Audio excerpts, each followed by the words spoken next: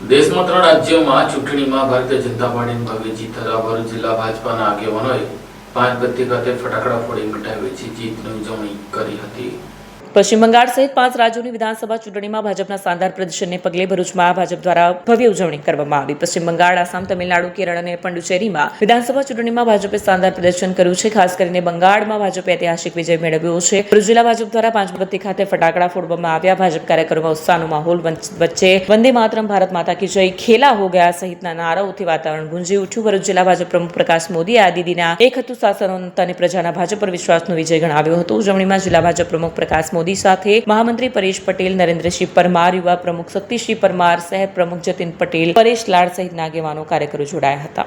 તાજેતરમાં આસામમાં, પુડુચેરી અને પશ્ચિમ બંગાળમાં જે વિધાનસભાની ચૂંટણી યોજાઈ અને એમાં આજની તારીખે 4 મેના દિવસે જે મતગણતરી થઈ અને એમાં પશ્ચિમ બંગાળમાં એક ઐતિહાસિક જીત હાંસલ કરેલી છે ભારતીય જનતા પાર્ટીએ।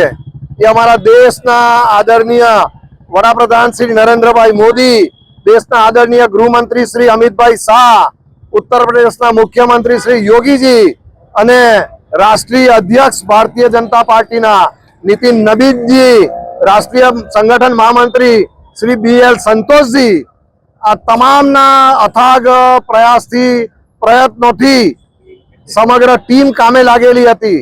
એટલે પશ્ચિમ બંગાળમાં એક ઐતિહાસિક જીત મળેલી છે।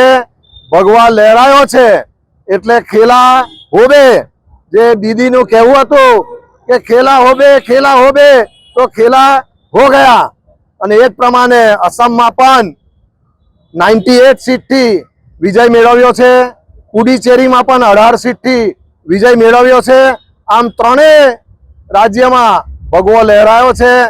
આ તમામ જીત અમે દેશના તમામ કાર્યકરોને, ભારતીય જનતા પાર્ટીના તમામ કાર્યકરોને અને દેશની જનતાને અર્પણ કરીએ છીએ।